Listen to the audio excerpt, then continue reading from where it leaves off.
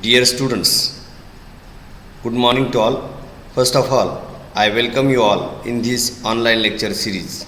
As you know that today we are going to start the fourth semester, and in the previous semester, means in the third semester, we have learned about the physical geography of Maharashtra, and in this semester we have to learn the human geography of Maharashtra.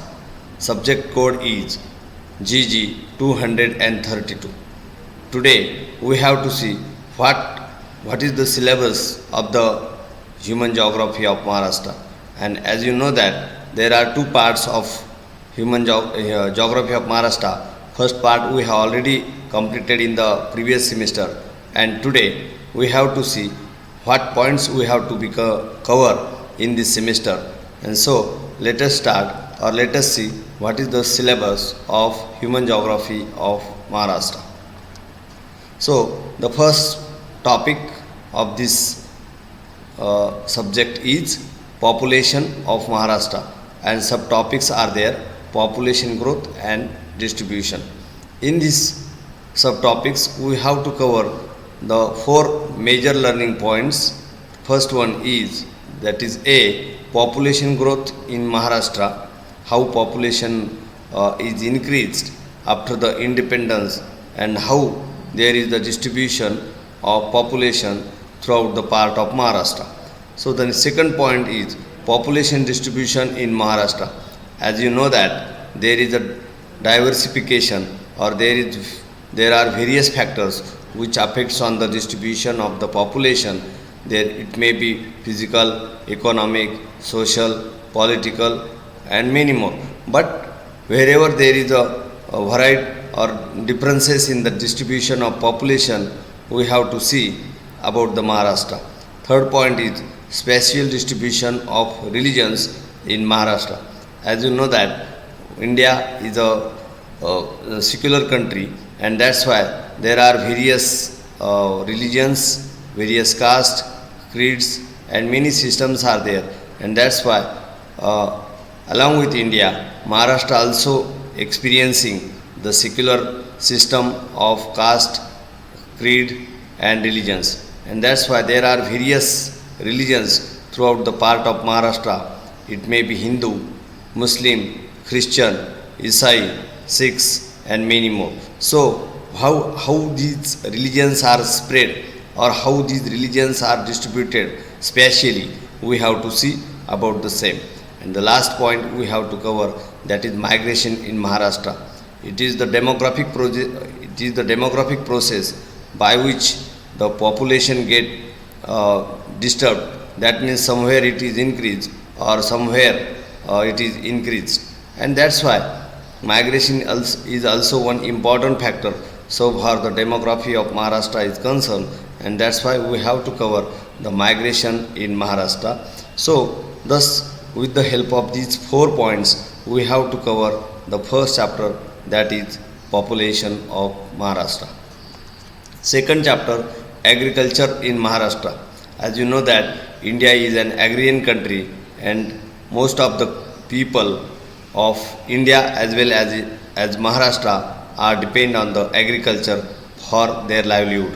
And that's why what is the agricultural system developed in the Maharashtra, and particularly in the various regions. So accordingly we have to see the types of agriculture in Maharashtra, how much types, and which are the types of agriculture which are practiced by the farmers in Maharashtra, we have to see.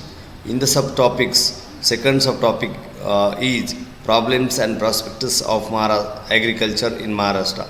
As you know that agriculture is become a problematic sector, problematic field by various things. It may be economic, it may be political, it may be physical, and that's why there are lot of problems, and that's why we have to see which specific problems are there in the agriculture, and accordingly, if there are the problems, is there any prospectus, is there any future to the agriculture of Maharashtra or not, we have to see in these points.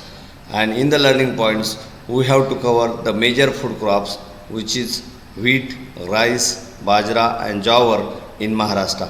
As you know that there is a varied physiography and varied climate of Maharashtra. Konkan region is different.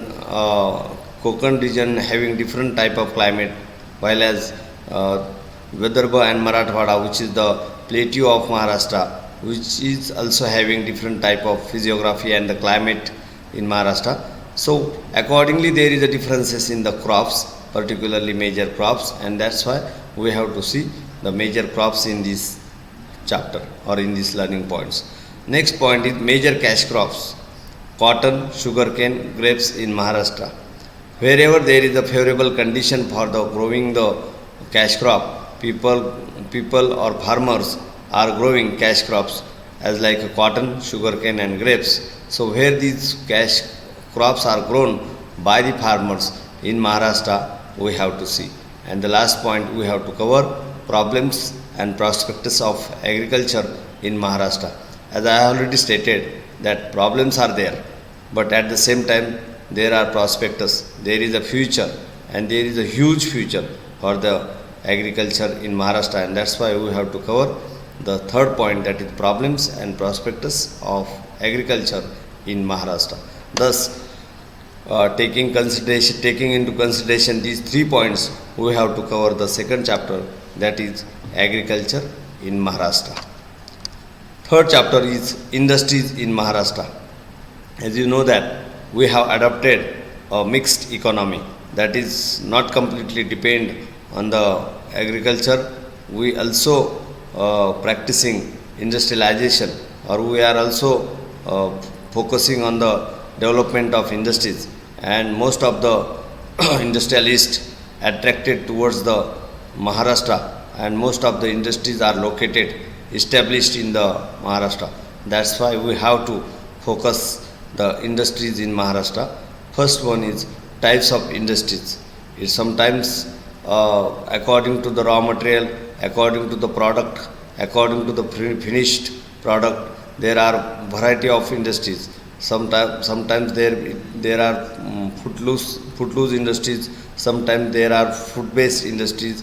Whatever. Sometimes there are market-oriented industries. According to that, there are various types of industries, and we have to cover the same. Next one is industrial development in Maharashtra. How industrial development occurs right from the independence of Maharashtra in 1960, when the Maharashtra becomes separate, and how it get developed in the part of industries, we have to see. And in the learning points, we have to cover major industries in Maharashtra, particularly cotton, textile and IT industry. As you know that we means Maharashtra have a Deccan Plateau, and Deccan Plateau particularly covers the Vidarbha and Marathwada, and Vidarbha and Marathwada have a favorable condition for the growing of the cotton crop, which is a cash crop, and with the help of this cash crop we have developed the cotton textile industry. At the same time, due to the advancement in the technology, we have developed IT industry, particularly in the city of Pune.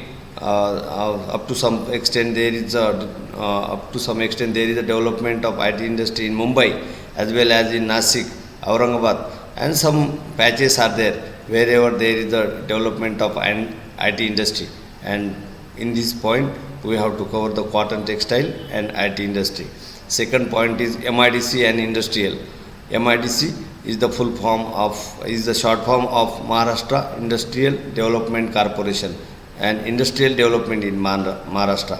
So government of Maharashtra has established MIDCs at every district level, and that's why in the district there is a development of many industries.